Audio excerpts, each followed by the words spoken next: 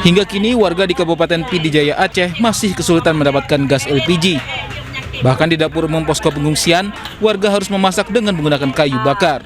Selain stok yang terbatas, akses jalan menuju Desa Dayah Usen, Kecamatan Merah 2, masih sangat sulit dilalui. Nggak ada gas. Udah berapa hari ini nggak ada gas? Selama iraya ada gas. Selama banjir? Selama banjir? Selama banjir ada gas. Makanya wak kamu yang penting masak. Penting masak. Terus dia bantu napa ke baju. Kayunya dari mana nih? Dari balik iraya. Tidak hanya itu, di Desa Munasah Mancang, Pidijaya Aceh, listrik masih terputus total. Untuk bertahan, warga berinisiatif merakit dan memperbaiki genset bekas untuk kebutuhan sehari-hari. Sebuah genset sudah cukup lama. Genset ini memang udah nggak aktif lagi. Kebetulan ada 3 genset yang semuanya rusak. Lalu pada saat kegelapan ini orang coba bikin, diambil yang bagus dari sini satu, dari sini satu. Ini yang nggak bagus dari sini nih dibuang, diganti dengan yang bisa pakai. Sehingga hidup ini ala kadar. Gubernur Aceh Muzakir Manaf pun menekankan pemerintah terus berusaha membantu warga. Bendera putih itu dapat seperti ada untuk perhatian orang lain lah, ya. Baik dalam negeri maupun luar negeri. Saya itu tidak lebih daripada itu. Masyarakat muda katanya sudah menyerah Pak, karena menyerah katanya masyarakat. Menyerah bagaimana maksudnya? Sudah nggak sanggup lagi. Bukan menyerah soalnya, apa adanya dari. Warga yang kini hidup dalam keterbatasan menanti bantuan pangan hingga perbaikan tempat tinggal mereka sambil tetap berjuang untuk bertahan hidup. Tim Liputan iNews melaporkan. Ya, sementara itu Sekretaris Kabinet Teddy Indrawijaya menjelaskan terkait status bencana nasional. Tak hanya itu, Teddy juga tegaskan pemerintah terus ada bersama korban bencana di Pulau Sumatera.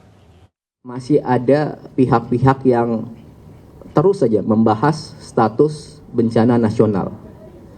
Jadi gini, bencana ini ada di 3 provinsi. Ketiganya terdampak. Tapi mungkin 1-2 minggu ini semua fokusnya hanya ke Aceh. Ya.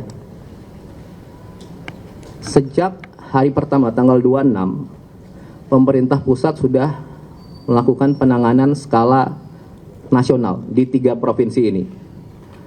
Langsung mobilisasi nasional. Mari kita fokus ke substansinya. Sudah ada 50 lebih pasukan di sana, TNI, Polri, 50.000 lebih pasukan di sana, TNI, Polri, Basarnas, dan relawan-relawan banyak sekali. Di seminggu pertama ada 26.000 seperti Pak Kasat bilang saat awal-awal dari yang sudah ada di sana. Kemudian yang kedua, katanya kalau nggak bencana nasional, anggaran nggak dari pusat. Bapak Presiden sudah jawab dari awal, semuanya ini akan menggunakan dana pusat. Disampaikan 60 triliun akan sudah dikeluarkan secara berangsur untuk membangun kembali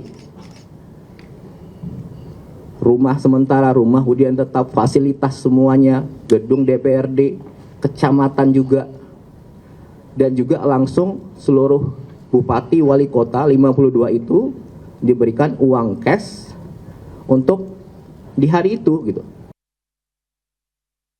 Sampaikan pasti dikasih juga. Dan tentunya bantuan dari segala macam sudah masuk ke kabupaten itu. Oke. Kemudian yang ketiga dibilang kalau tidak bencana nasional, sarana, prasarana, fasilitas tidak ada dari pusat. Sudah dijawab juga di lapangan, 100 lebih kapal, pesawat, helikopter sudah ke sana. Ada alat berat dari PU mungkin totalnya sekitar 1.000 mungkin. Diangkut dari manapun di Indonesia ini diangkut ke sana. Kemudian kalau tidak bencana nasional, pemulihan infrastruktur hanya di daerah.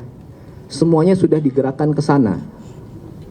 Perlu waktu, makanya kita sama-sama. Gitu ya. Jembatan banyak putus, jalan banyak putus, berangsur-angsur disambung. Jembatan sudah langsung dibuktikan 1 minggu, 7-10 jadi. Itu yang kerja bukan 1-2 orang. Semua warga di situ kerja. Dan itulah dukung semuanya, kita saling dukung di sini.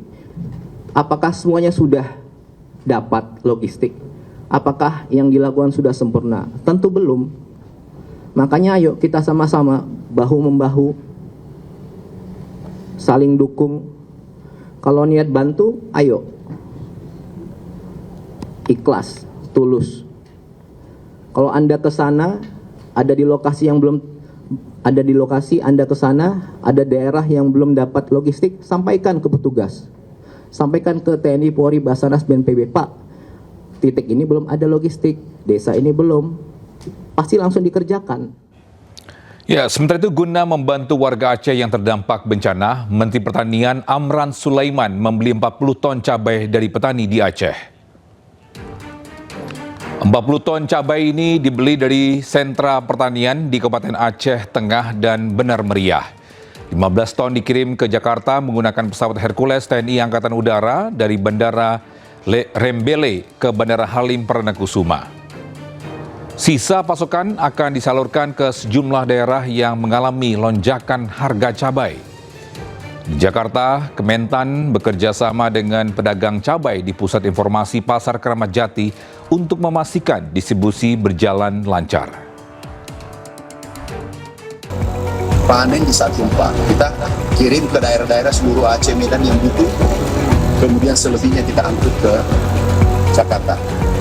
Kami langsung kirim uangnya, bayar kontak di lapangan. Kenapa? Kasihan saudara-saudara kita, butuh uluran tangan. Saya katakan beli dengan harga yang menguntungkan. Ya, terima kasih masih bersama kami di Pemimpin Rakyat.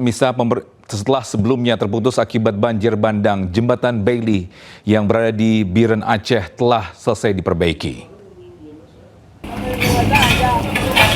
Ya, jembatan yang menghubungkan Kabupaten Biren dengan kota Lok Semawe telah berhasil dibangun kembali. Bantuan untuk warga pun sudah bisa disalurkan ke sejumlah lokasi terdampak bencana. Pembangunan jembatan memakan waktu selama 16 hari, yaitu sejak 12 hingga 18 Desember 2025. Meski terhitung cepat, namun pembangunan jembatan dipastikan sesuai standar keselamatan dan kelayakan fungsi. Terima kasih saya kepada Bapak Presiden Prabowo dan seluruh jajaran TNI yang sudah berpartisipasi untuk melaksanakan jembatan ini, dan kami bisa melewati jembatan ini dengan baik. Mudah-mudahan ke depannya lebih baik lagi. Ya, selain mengecek konsumsi, Presiden Prabowo juga menyempatkan diri untuk berbincang dengan pengungsi. Bukan hanya mendengarkan keluh kesah, tetapi juga memberi semangat dan harapan bagi warga terdampak bencana. Presiden Prabowo Subianto tidak hanya mengecek kondisi bencana, Presiden juga mendengarkan curhatan para pengungsi. Mohon ya Pak ya, segera perbaiki keluarga. Kebetulan saya sendiri, saya bisa menyelamatkan diri Pak. Ketika bingung Pak, kemana?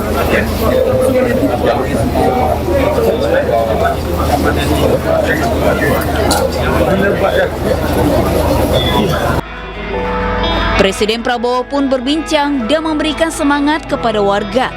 Bahkan Prabowo sempat menghibur warga di sana. Kamu masih sekolah? Masih Pak. Kelas berapa? Kelas 2 SMA? Wah, pintar juga kok ya? Kok kenal nama semua pejabat ini? Oh, Bojong Utara, atasan hafal nama Menteri Pertahanan. Kau minta petunjuk sama beliau. Kau ngerti kan kasih petunjuk? Di depan pengungsi, Presiden Prabowo pastikan akan terus ada untuk masyarakat. Bantuan dari pemerintah pusat pun akan terus disalurkan.